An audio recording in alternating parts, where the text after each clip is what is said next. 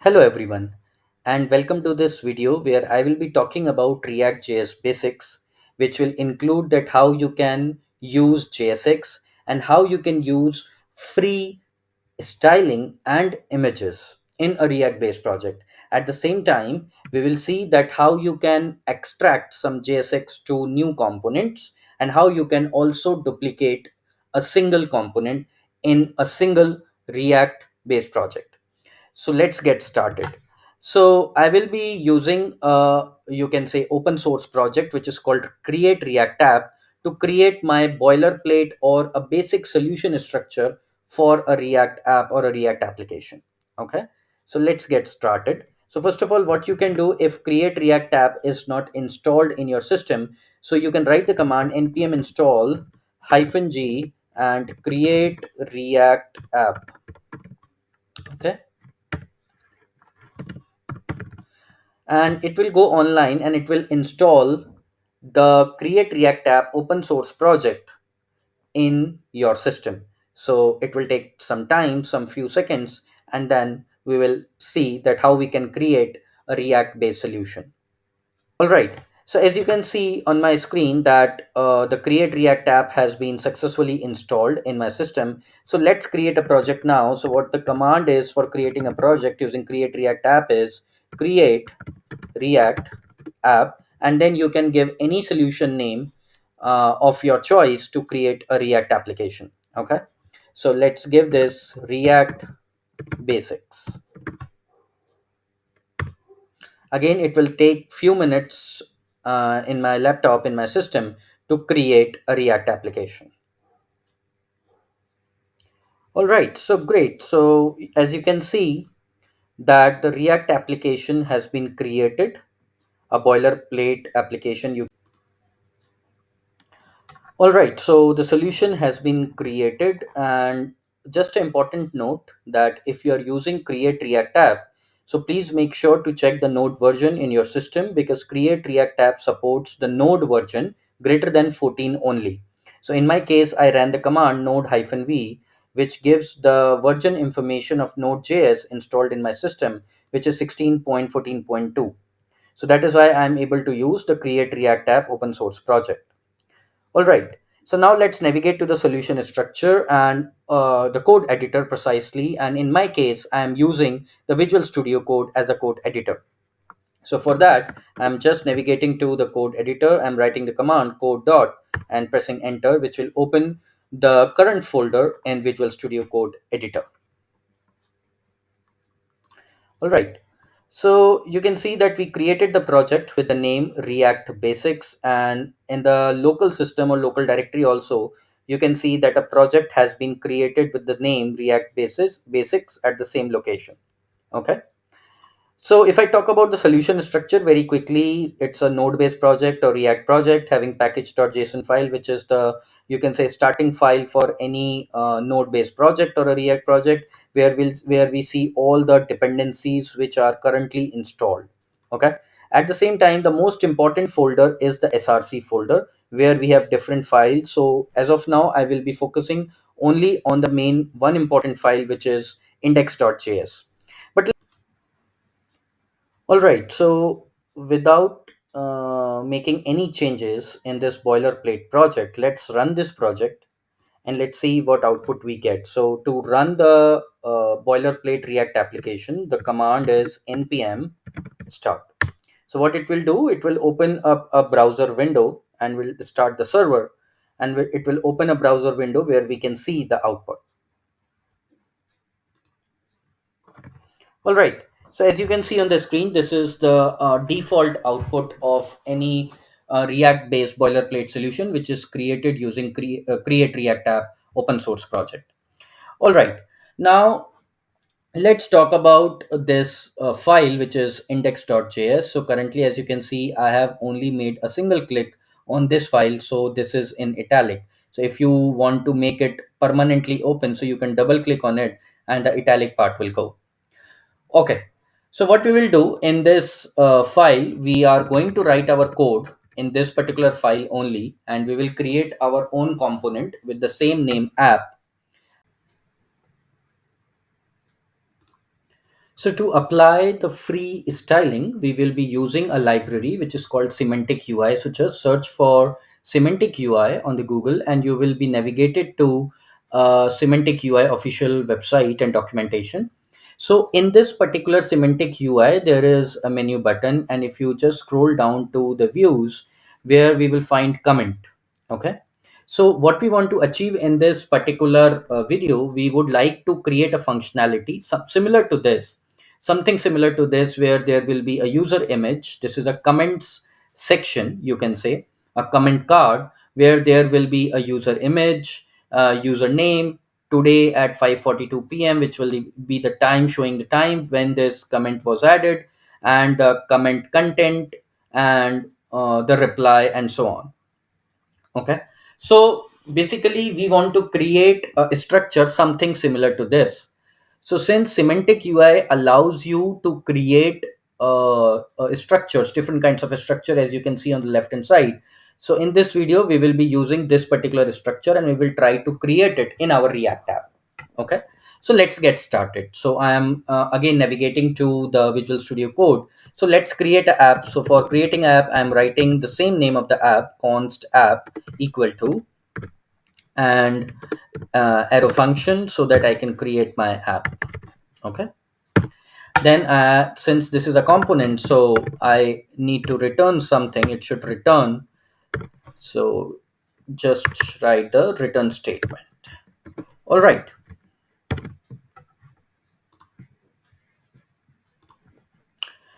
Okay, so now what we want to achieve is, since as I mentioned that we want to achieve this similar kind of functionality, so the Semantic UI allows you to have some HTML code which you can definitely copy paste in your component. So what I'm going to do is I'm going to create a div structure, a JSX. We are writing now JSX, and I am giving it a class name is equal to UI container of comments. Okay, so this will be my main div, and the remaining, you can say, structure, I can basically copy from here. So I can copy the complete structure, and I can place it in my main div container. Okay. So let's remove this src for now. I will tell you that how we can use the images from different library online. All right. Now this div structure, it is saying that div has no corresponding closing tag. All right. So we will apply a corresponding closing tag. But since I don't want this reply section, so I can definitely delete this, and then I can add a div. So this completes my JSX, where I have written a app component of my own with some you can say basics JSX structure. Okay. Now see some important point to note here. As you can see that we have a command react dom.render, and this react dom.render is already calling a app component, which is getting called from a different file, which is app.js. So in this particular project, what we can do, we can comment this so that the component which we have written gets called precisely on the screen. So let's save this and let's check out the output. All right, great. So you can see on the screen that we have the output, what we have written. So basically we have written a div structure, a main div with different div structures. So please remember that in JSX, for styling, we mainly use class name instead of class. So I'm just replacing all my classes attribute with the attribute called class name. First of all, this is very important to do. All right, let's save the file. Still we have the same output. Okay. Now the next part, that how we can use the Semantic UI.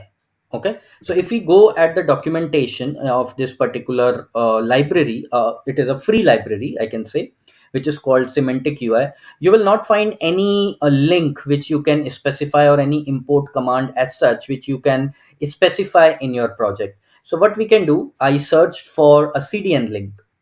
Okay. So in the starting, as I mentioned, that we will be using a Semantic UI. via CDN link, a freestyling library. So I search for Semantic UI CDN. So in this Semantic UI CDN, if you go to this URL, which is cdnjs.com, and search for Semantic UI, you will find that there is a file called semanticmin.css, which we will be using in our project. So just copy this URL and let's navigate to the project again, solution again. And in the public folder, you will find a file which is called index.html. So what we have to do, since we have copied a CSS URL, we will create a new link tag so that the CSS gets reflected. So I will be writing link rel equal to, this is style sheet, and href is equal to, we can paste the URL which we copied from the CDN URL. All right, just save it, save the file, and let's see the output now.